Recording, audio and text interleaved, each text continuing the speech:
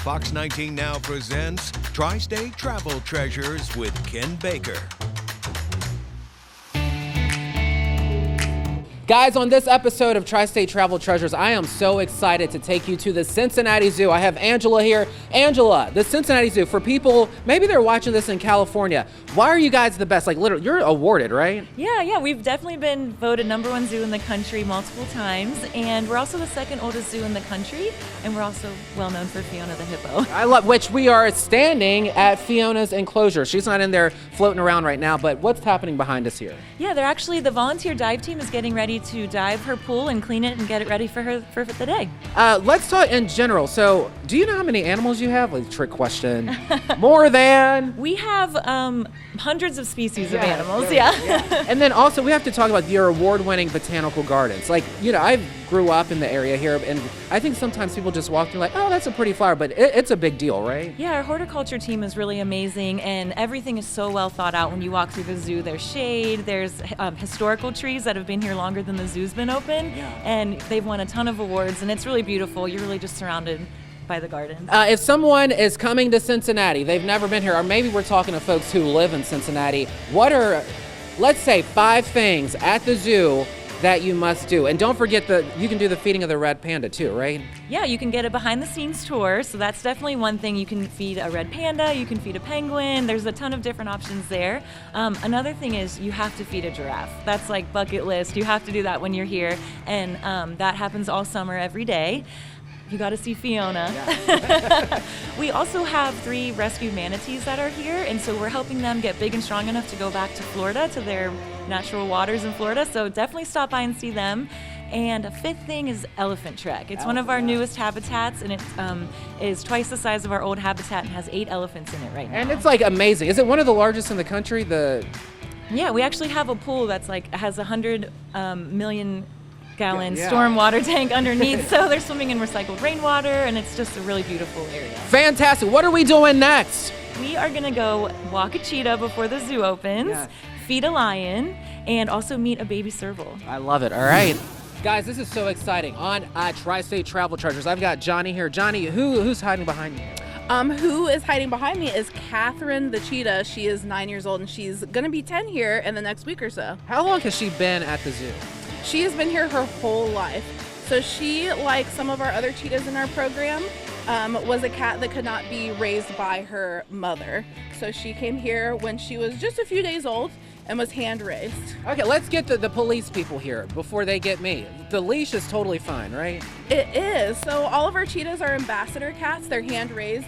And we do leash training because it allows them to come out here in the zoo before it opens, and they can explore different areas, and it's really enriching.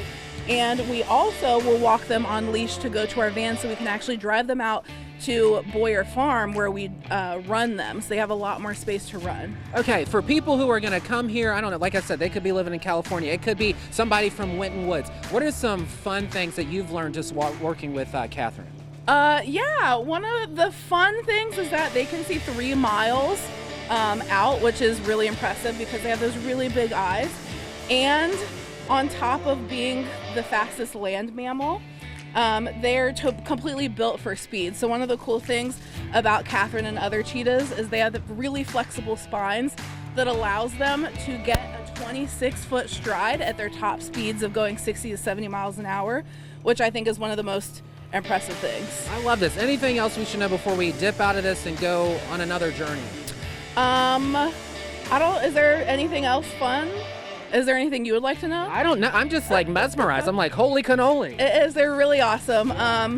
Well, if you do ever visit Ohio, come to the Cincinnati Zoo because it's one of the only places you can actually see a cheetah run because we do run them through the summers and they really enjoy it, especially Catherine. Fantastic. All right, let's see what else we have in store.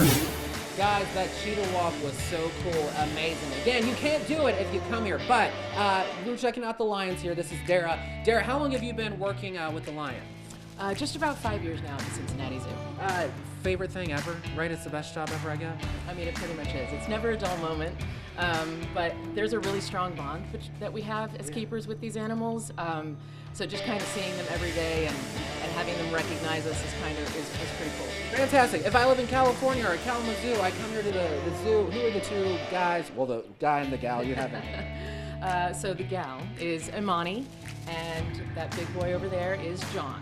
How long have they been together? Have they had babies, anything like that? Yes, they have been here at the Cincinnati Zoo since 2013. John came to us from the National Zoo, and Imani came to us from the St. Louis Zoo. And right away, they had a litter of cubs in 2014. They have been a strongly bonded pair ever since, kind of like a married couple. They've lived here with us. They are 14 and 15 respectively. And they're good to go. They're fantastic, right? You work with these guys for 5 years. What's something that the public should know about them? What's like that's interesting, or that we don't know from watching the Discovery Channel? About these animals in particular? John is a very emotive cat. He has a lot of different feelings. He likes to show all of his feelings. He is very much an apex predator, but he also has these moments where he looks very much like a little house cat.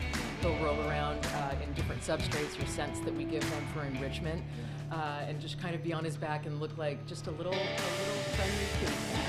But he's absolutely not. Imani has a very strong bond with me in particular. She and I have a really good training session every day. She seems to always recognize me when I'm walking across the park. She can hear my keys, she can hear my feet. I love that. Anything else people should know about the Cincinnati Zoo and keeping these guys safe and the work that you guys do? I mean, it's just so much, isn't it? It's a loaded question. I don't even know where to begin. Definitely come see these guys at the Cincinnati Zoo. We have a lot of different organizations that we provide conservation efforts with, trying to keep these guys in the managed care and in the wild care, trying to keep the populations good, and just getting the word out about what fantastic creatures these are. All right, we have one more stop. We're going to check out a smaller cat. Let's go. Our last stop at the Cincinnati Zoo on the Tri-State Travel Treasures, we have Teddy, right? Is that right, Andy? Right, full name Theodore Roosevelt.